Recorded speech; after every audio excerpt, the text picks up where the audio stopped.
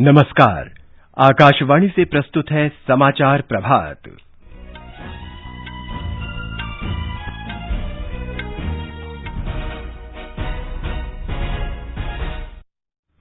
भारत और अमेरिका के बीच तीसरी 2+2 मंत्री स्तरीय बातचीत 27 अक्टूबर को नई दिल्ली में। रक्षा, सुरक्षा, व्यापार और वाणिज्यिक प्रमुख मुद्दे होंगे। प्रधानमंत्री नरेंद्र मोदी आज 3 रैलियों को संबोधित करने के साथ बिहार विधानसभा चुनाव के लिए प्रचार शुरू करेंगे। सरकार ने पर्यटन वीजा को छोड़कर सभी ओसीआई और पीआईओ कार्ड धारकों को भारत आने की मंजूरी दी। केंद्रीय माध्यमिक शिक्षा बोर्ड ने डिजिटल दस्तावेज के लिए चेहरा पहचान प्रणाली की शुरुआत की। अमेरिका में राष्ट्रपति चुनावों के लिए डोनाल्ड ट्रंप और जो बाइडेन के बीच कोविड-19 नियंत्रण के मुद्दे पर अंतिम बहस जारी। और आईपीएल क्रिकेट में सनराइजर्स हैदराबाद ने राजस्थान रॉयल्स को 8 विकेट से हराया।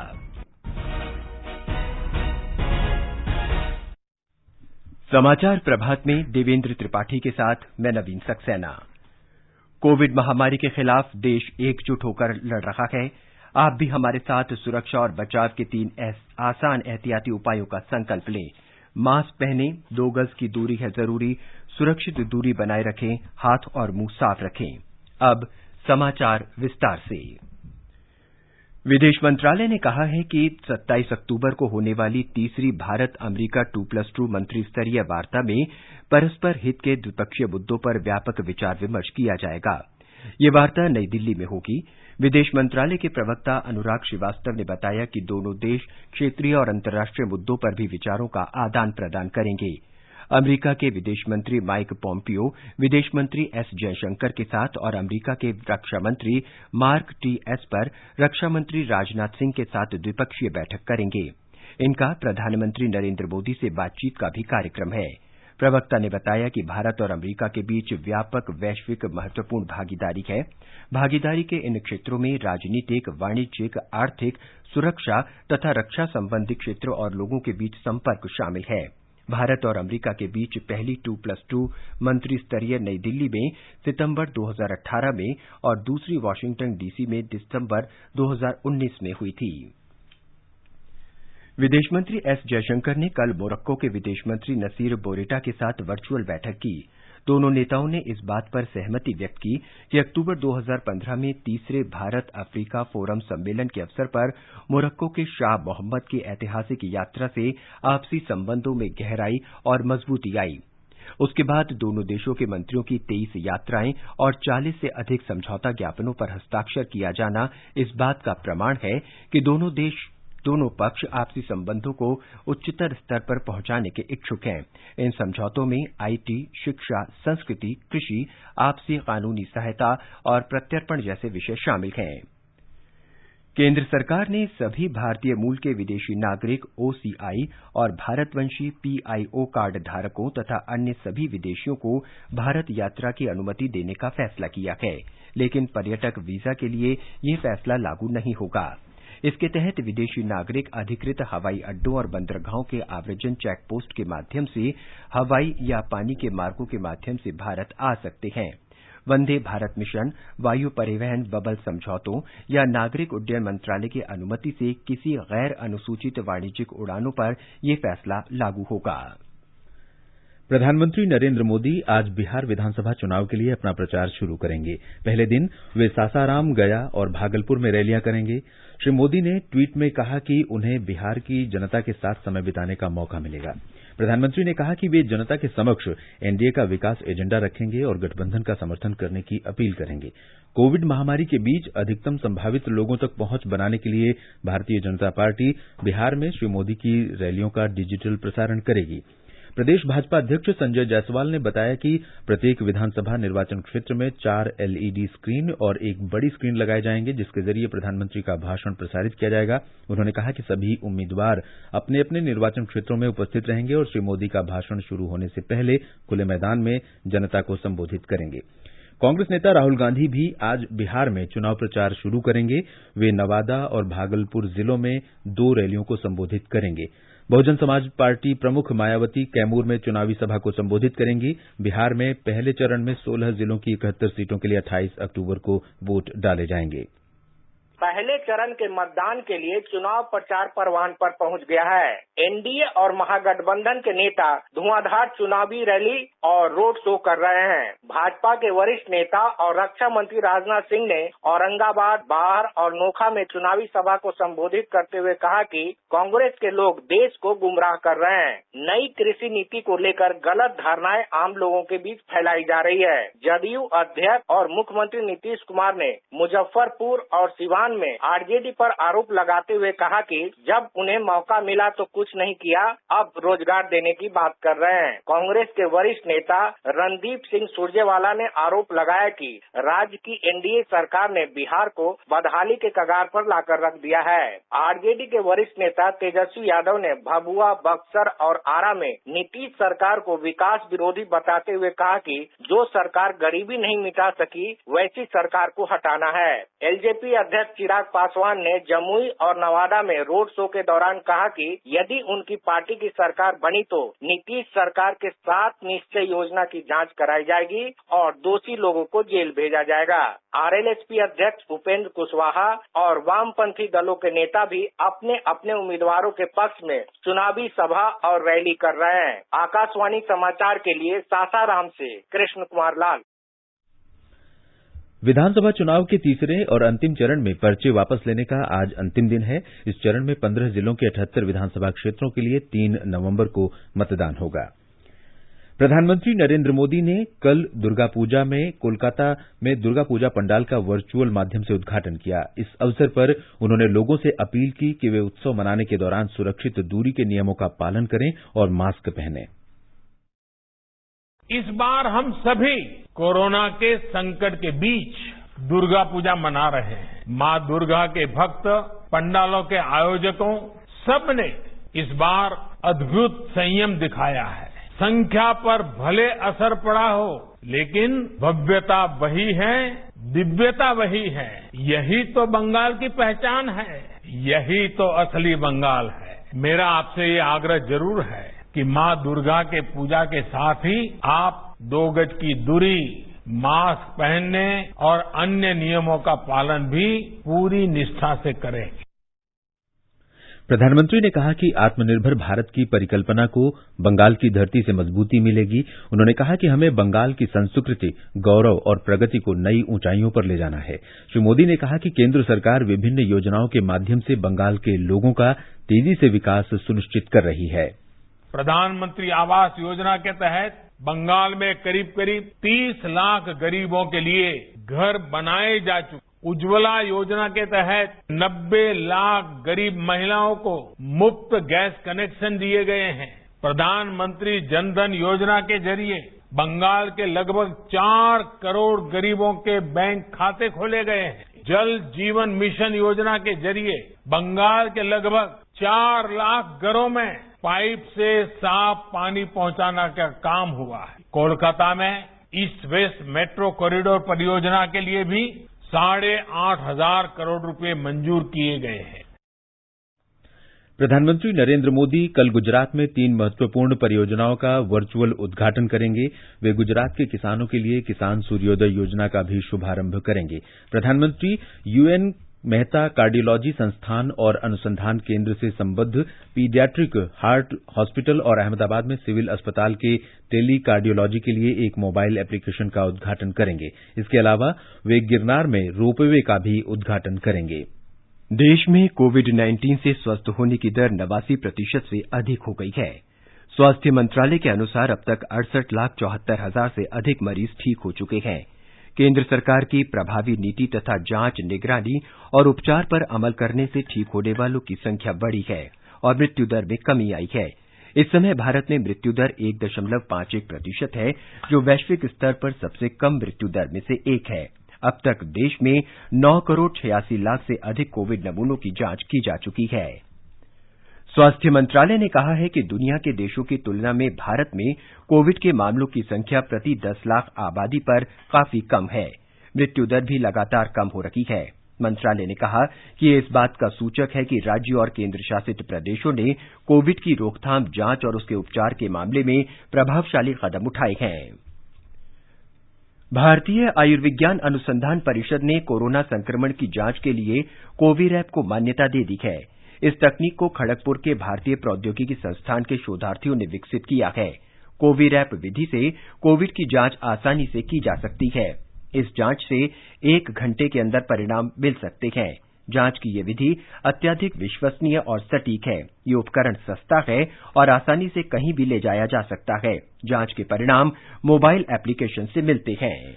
इस बीच राष्ट्रीय राजधानी दिल्ली में पिछले 24 घंटों के दौरान कोरोना वायरस संक्रमण के 3,882 नए मरीजों की पुष्टि हुई है। इन्हें मिलाकर संक्रमित व्यक्तियों की कुल संख्या 3,44,000 को पार कर गई है। दिल्ली सरकार ने कहा है कि 3,12,000 लोग अभी तक कोरोना से पूरी तरह स्वस्थ हो चुके हैं। राजधानी में कोरोना से कल 35 लोगों की मृत्यु हुई, जिससे मृतकों का आंकड़ा बढ़कर 6,163 हो गया। मध्य प्रदेश में सभी सरकारी कार्यालय अब 100% क्षमता के साथ काम करेंगे। अब तक केवल अधिकारियों के लिए ही कार्यालय आना अनिवार्य था, लेकिन अब अधिकारियों के समान सभी कर्मचारियों को भी नियमित कार्यालय आना होगा। हमारे संवाददाता ने बताया है कि राज्य शासन ने इस संबंध में आदेश जारी कर दिए हैं। मध्य प्रदेश सरकार ने सभी कार्यालयों में लोक स्वास्थ्य एवं परिवार कल्याण विभाग द्वारा जारी दिशा निर्देशों का पालन सुनिश्चित करने के निर्देश दिए हैं। प्रत्येक कर्मचारी के लिए मास्क का उपयोग अनिवार्य होगा। उधर कोरोना संक्रमण के चलते मानसिक रूप से प्रभावित हो रहे बच्चों के लिए मध्य प्रदेश बाल अधिकार संरक्षण आयोग ने नई पहल की है। आयोग ने संवेदना नाम से टोल फ्री टेली काउंसलिंग सेवा शुरू की है। इसके लिए टोल फ्री नंबर 1800-1212-830 जारी किया है, जिस पर फोन कर बच्चे विशेषज्ञों से बात कर अपनी समस्या का समाधान पा सकते हैं। जानकारों का कहना है कि 18 वर्ष से कम आयु के बच्चों के मानसिक स्वास्थ्य पर कोरोना संक्रमण से उपजी स्थितियों का गहरा असर पड़ा है। संजीव शर्मा, आकाशवाणी समाचार, भोपाल। छत्तीसगढ़ सरकार राज्य के कोविड अस्पतालों में ऑक्सीजन की आपूर्ति समय पर सुनिश्चित करने के लिए सभी मेडिकल कॉलेजों और 17 जिला अस्पतालों में ऑक्सीजन उत्पादन संयंत्र स्थापित करेगी। राज्य के स्वास्थ्य मंत्री टीएस सिंहदेव ने कहा कि नए ऑक्सीजन संयंत्रों की स्थापना अगले 4 हफ्तों में कर दी जाएगी। ऑक्सीजन जनरेशन प्लांट ये हमारे सभी मेडिकल कॉलेजेस में और 17 जिला अस्पतालों में स्थापित कर लिए जाएंगे और अब काम चालू हो जाएगा। हमको उम्मीद है कि 4 हफ्ते में ये पूरा हो जाना चाहिए। हर जिला अस्पताल में 100 से 200 बिस्तर ऑक्सीजन पाइप सप्लाई के स्थापित हो जाने चाहिए। यहाँ का देख के केंद्र सरकार ने भी इसको अपनाने का सोचा है और फंडिंग करने का भी सोचा है। राजस्थान में कोविड संक्रमित लोगों की संख्या में लगातार कमी आ रही है। पिछले 10 दिनों से कोविड का इलाज करा रहे रोगियों की संख्या में भी कमी आई है। प्रदेश में सक्रिय मरीजों की संख्या घटकर अब 18,341 रह गई है। पिछले माह के मुकाबले इस महीने रिकवरी में लगभग 14% की बढ़ोतरी हुई है, जिससे सक्रिय मरीजों की संख्या घटकर अब महज 10% के करीब आ गई है। राज्य में संक्रमण के कारण कल हुई 12 मौतों के बाद मृतकों का आंकड़ा 1,800 तक पहुंच गया है। बांसवाड़ा, बारा, बूंदी, धौलपुर, झालावाड़, करौली, प्रतापगढ़ और सिरोही जिलों में सक्रिय मरीजों की संख्या 100 से नीचे आ गई है। जयपुर और जोधपुर में कोरोना के मामलों में कमी दर्ज की गई है, लेकिन अभी भी इन जिलों में सक्रिय मरीजों की संख्या 5,000 से ज्यादा है। जितेंद्र द्विवेदी, आकाशवाणी समाचार, जयपुर। गुजरात में पिछले 24 घंटे के दौरान 1,136 लोगों में कोरोना वायरस संक्रमण की पुष्टि हुई है।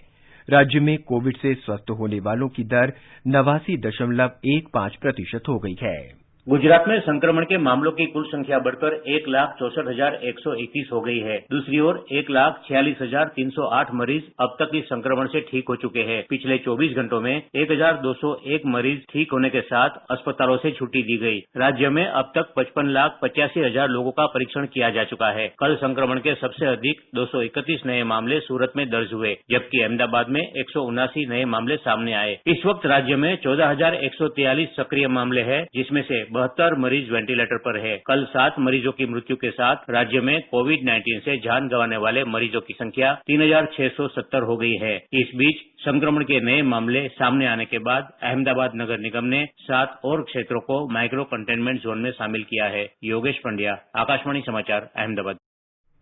महाराष्ट्र में कोरोना महामारी के दौरान 74 लाख लाभार्थियों को पौष्टिक भोजन उपलब्ध कराने जैसे कठिन कार्यों को पूरा करने के बाद राज्य के महिला और बाल कल्याण विभाग ने दूध पिलाने वाली माताओं और छोटे बच्चों की पोषण आवश्यकताओं को पूरा करने के लिए एक नए अभियान की शुरुआत की है। राज्य की महिला और बाल कल्याण मंत्री यशोमती ठाकुर ने तरंग सुपोषित महाराष्ट्रच्या प्लेटफॉर्म की शुरुआत की। ये प्लेटफॉर्म ध्वनि प्रणाली पर आधारित है।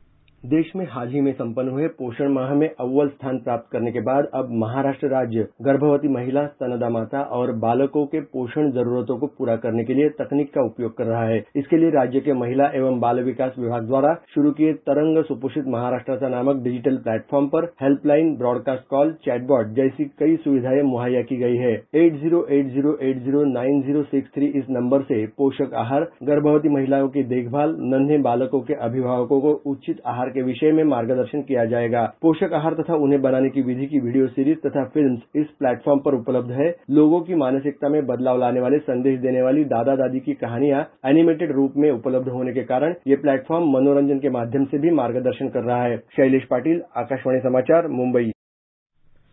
तमिलनाडु में कोविड के उपचाराधीन रोगियों की संख्या में पिछले कुछ सप्ताह से लगातार कमी आ रही है। राज्य के स्वास्थ्य विभाग के ताजा आंकड़ों के अनुसार 34,000 से अधिक रोगियों का विभिन्न अस्पतालों में इलाज चल रहा है। राज्य में कल 3,077 लोगों में कोरोना संक्रमण की पुष्टि हुई। तमिलनाडु में कोरोना महामारी से संक्रमित होने वाले लोगों की संख्या 7 लाख को पार कर गई है। हालांकि संक्रमित होने वाले लोगों की तुलना में उपचार के बाद ठीक होने वालों की संख्या अधिक बनी हुई है। कोरोना का इलाज करा रहे रोगियों की संख्या में भी निरंतर कमी दर्ज की जा रही है। इस बीच चेन्नई मेट्रो रेल लिमिटेड ने त्योहारों के मद्देनजर मंगलवार से अपनी ट्रेन सेवाओं को सीमित अवधि के लिए बढ़ाने का फैसला किया है। राज्य में कल से व्यावसायिक प्रतिष्ठानों, होटल और सभी तरह की दुकानों के खुलने का समय बढ़ा दिया गया है। चेन्नई से जय सिंह की रिपोर्ट के साथ समाचार कक्ष से श्रीराम शर्मा। आगे बढ़ने से पहले एक नजर मुख्य समाचारों पर। भारत और अमेरिका के बीच तीसरी 2+2 मंत्री स्तरीय बातचीत 27 अक्टूबर को नई दिल्ली में रक्षा, सुरक्षा, व्यापार और वाणिज्यिक प्रमुख मुद्दे होंगे। प्रधानमंत्री नरेंद्र मोदी आज 3 रैलियों को संबोधित करने के साथ बिहार विधानसभा चुनाव के लिए प्रचार शुरू करेंगे। सरकार ने पर्यटन वीजा को छोड़कर सभी ओसीआई और पीआईओ कार्ड धारकों को भारत आने की मंजूरी दी। केंद्रीय माध्यमिक शिक्षा बोर्ड ने डिजिटल दस्तावेज के लिए चेहरा पहचान प्रणाली की शुरुआत की। अमेरिका में राष्ट्रपति चुनावों के लिए डोनाल्ड ट्रंप और जो बाइडेन के बीच कोविड-19 नियंत्रण के मुद्दे पर अंतिम बहस हुई। और आईपीएल क्रिकेट में सनराइजर्स हैदराबाद ने राजस्थान रॉयल्स को 8 विकेट से हराया।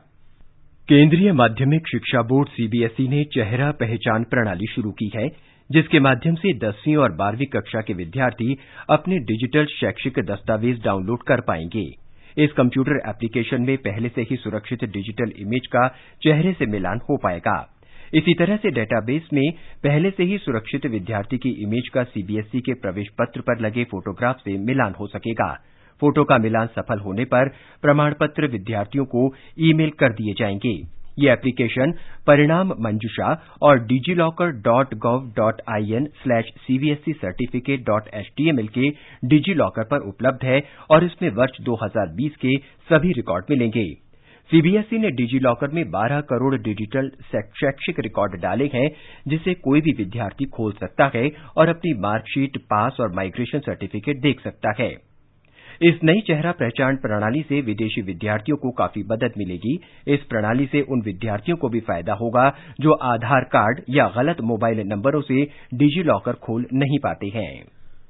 वंदे भारत मिशन के माध्यम से 19,40,000 भारतीय नागरिक स्वदेश लौटे हैं। विदेश मंत्रालय के प्रवक्ता अनुराग श्रीवास्तव ने बताया है कि 1 अक्टूबर से वंदे भारत मिशन का 7वां चरण जारी है। इस चरण में 1,050 अंतर्राष्ट्रीय उड़ानों की व्यवस्था की गई है। 20 देशों से 690 उड़ानें भारत पहुंची हैं, जिनमें लगभग 1,30,000 लोगों को स्वदेश लाया गया है। उत्तर प्रदेश सरकार की एक अनूठी पहल में राज्य के पुलिसकर्मी राज्य की ग्रामीण आबादी की सुविधा को ध्यान में रखते हुए 112 पुलिस हेल्पलाइन पर स्थानीय बोलियों में बातचीत करेंगे। हमारे संवाददाता ने बताया है कि इस योजना में भोजपुरी, अवधी, ब्रज, बुंदेली और अन्य स्थानीय बोलियों को शामिल करने का निर्णय लिया गया है।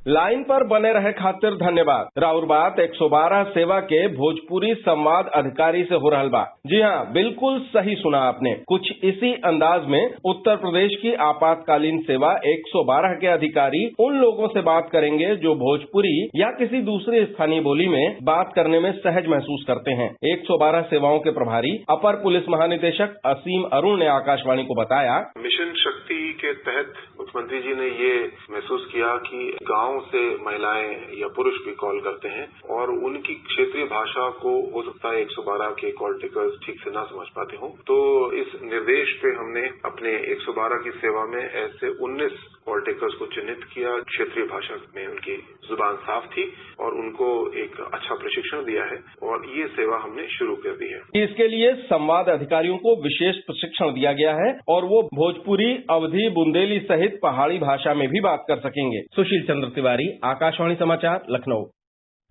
अमेरिकी राष्ट्रपति चुनाव के उम्मीदवारों डोनाल्ड ट्रंप और जो बाइडेन के बीच कोविड-19 महामारी से निपटने के बारे में बहस हुई। बहस के दौरान ट्रंप ने कहा कि कोविड-19 चिकित्सा के क्षेत्र में नई खोज के जरिए शीघ्र समाप्त हो जाएगा। उन्होंने स्वयं के स्वस्थ होने का उदाहरण दिया। उन्होंने अमेरिका को शीघ्र अनलॉक करने के अपने कदम को उचित बताया। उन्होंने कहा कि अमेरिका के पास वैक्सीन है जो तैयार हो चुका है और कुछ हफ्तों में इसकी घोषणा कर दी जाएगी। Say we're learning to live with it. We have no choice. We can't lock ourselves up in a basement like Joe does. People can't do that. By the way, I, as the president, couldn't do that. I'd love to put myself in the basement or in a beautiful room in the White House and go away for a year and a half until it disappears. I can't do that. And I'd meet a lot of families, including Gold Star families and military families, and I had to meet them. It would be horrible to have canceled everything. And you catch it. I caught it. I learned a lot, and now I recovered. 99% of people recover. We have to open our school, and we can't close up our nation, or you're not going to have a nation. Biden ने राष्ट्रपति Trump की आलोचना करते हुए कहा कि उनके पास corona virus से होने वाली मौतों को रोकने की कोई योजना नहीं है। बाइडेन ने कहा कि ऐसा व्यक्ति जो इतनी अधिक संख्या में मौतों के लिए जिम्मेदार हो, अमेरिका का राष्ट्रपति नहीं होना चाहिए। 3 नवंबर को होने वाले चुनाव के पहले राष्ट्रपति पद के दोनों उम्मीदवारों के बीच ये दूसरी और अंतिम बहस थी। आईपीएल क्रिकेट में सनराइजर्स हैदराबाद ने राजस्थान रॉयल्स को 8 विकेट से हराकर प्लेऑफ में पहुंचने की अपनी उम्मीदें बरकरार रखी हैं। शारजाह में आज चेन्नई सुपर किंग्स का मुकाबला मुंबई इंडियंस से होगा। और अब एक नजर आज के मौसम पर। राष्ट्रीय राजधानी दिल्ली में आसमान में धुंध छाई रहेगी। न्यूनतम तापमान 17 डिग्री सेल्सियस दर्ज हुआ, जबकि अधिकतम 34 डिग्री सेल्सियस के आसपास रहने की संभावना है। मुंबई में हल्की बारिश हो सकती है। न्यूनतम तापमान 27 डिग्री सेल्सियस दर्ज हुआ और अधिकतम 33 डिग्री सेल्सियस के आसपास रहेगा। चेन्नई में गरज के साथ हल्की बारिश होने की संभावना है। तापमान 25 और 34 डिग्री सेल्सियस के बीच रहेगा। कोलकाता में आंशिक रूप से बादल छाए रहेंगे। न्यूनतम तापमान 25 डिग्री रिकॉर्ड किया गया और अधिकतम 28 डिग्री सेल्सियस के आसपास रहेगा। केंद्र शासित प्रदेश जम्मू कश्मीर के जम्मू में न्यूनतम तापमान 16 डिग्री सेल्सियस दर्ज हुआ, जबकि अधिकतम 32 डिग्री सेल्सियस तक जा सकता है। श्रीनगर में आसमान साफ रहेगा। लद्दाख के लेह में भी आसमान साफ रहेगा। न्यूनतम तापमान 0 से 5 डिग्री नीचे रिकॉर्ड किया गया और अधिकतम तापमान 20 डिग्री सेल्सियस तक जा सकता है। गिलगित और मुजफ्फराबाद में आसमान साफ रहेगा। गिलगित में तापमान 5 और 28 डिग्री सेल्सियस के बीच रहने की उम्मीद है। मुजफ्फराबाद में न्यूनतम तापमान 10 डिग्री सेल्सियस रिकॉर्ड किया गया, जबकि अधिकतम तापमान 29 डिग्री सेल्सियस तक जाने के आसार हैं। समाचार कक्ष से अपर्णा सिंह। और देवेंद्र, अब आज के समाचार पत्रों में क्या खास है? जी नवीन, सरकार द्वारा इलेक्ट्रॉनिक, पर्यटक और मेडिकल श्रेणियों को छोड़कर सभी मौजूदा वीजा को तत्काल प्रभाव से लागू करने का फैसला आज के सभी समाचार पत्रों की सुर्खियां हैं। राष्ट्रीय सहारा के शब्द हैं, सरकार ने चुनिंदा श्रेणियों को छोड़कर सभी वीजा किए बहाल। राजस्थान पत्रिका ने अपने पहले पन्ने पर दिया है, विदेशियों का रास्ता खुला, नए वीजा के लिए कर सकेंगे आवेदन। बिहार चुनाव के लिए भारतीय जनता पार्टी का संकल्प पत्र जारी सभी अखबारों में है। दैनिक भास्कर का शीर्षक है, भाजपा का टीकाकरण, मुफ्त वैक्सीन का चुनावी सेल। जनसत्ता लिखता है, कोरोना के टीके मुफ्त देने का वादा। वहीं राजस्थान पत्रिका चुनावी चक्रम शीर्षक से लिखता है, बिहार में भाजपा के वादे के बाद तमिलनाडु और मध्य प्रदेश के मुख्यमंत्रियों ने भी की घोषणा, मुफ्त वैक्सीन पर गरमाई सियासत। अमर उजाला लिखता है, बिहार में मुफ्त कोरोना टीके की घोषणा कर घिरी भाजपा, आयोग से शिकायत। भारत में रूस के कोरोना वायरस टीके का परीक्षण कर रही डॉक्टर रेड्डीज लैबोरेटरीज पर साइबर हमले को भी सभी अखबारों में अपने मुख्य पृष्ठ पर जगह दी है।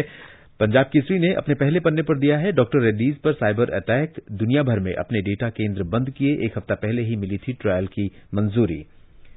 दिल्ली की अदालत की कड़ी टिप्पणी, बंटवारे के बाद सबसे भयानक थे इस साल के दंगे, दैनिक ट्रिब्यून सहित सभी अखबारों में है। अमर उजाला लिखता है विभाजन के बाद दिल्ली में हुआ सबसे खतरनाक सांप्रदायिक दंगा। चीन से चल रहे तनाव के बीच भारत द्वारा कल लड़ाकू पोत आईएनएस कवरत्ती को नौसेना में शामिल करने की खबर और पोखरण में एंटी टैंक गाइडेड मिसाइल नाग का सफल परीक्षण सभी अखबारों में है। दैनिक भास्कर ने चित्र के साथ दिया है शक्ति साधना के बीच देश को मिले 2 खास शस्त्र, सेना में नाग, एक बार दाग दें तो किसी की भी नहीं सुनता। वहीं नवभारत टाइम्स ने बढ़ती ताकत शीर्षक से लिखा है पनडुब्बियों को ढूंढकर मार गिराने वाला आईएनएस कवरत्ती नौसेना में शामिल, जबकि हिंदुस्तान लिखता है जल में कवरत्ती, थल पर नाग की ताकत हासिल। ये समाचार हमारी वेबसाइट newsonair.com/hindi पर भी उपलब्ध हैं। कोविड-19 से बचाव और सुरक्षित रहने के 3 उपाय। मास्क लगाएं, 2 गज दूरी है जरूरी, सुरक्षित दूरी रखें, हाथ और मुंह साफ रखें। और अंत में मुख्य समाचार एक बार फिर। भारत और अमेरिका के बीच तीसरी 2+2 मंत्री स्तरीय बातचीत 27 अक्टूबर को नई दिल्ली में रक्षा, सुरक्षा, व्यापार और वाणिज्यिक प्रमुख मुद्दे होंगे। प्रधानमंत्री नरेंद्र मोदी आज 3 रैलियों को संबोधित करने के साथ बिहार विधानसभा चुनाव के लिए प्रचार शुरू करेंगे।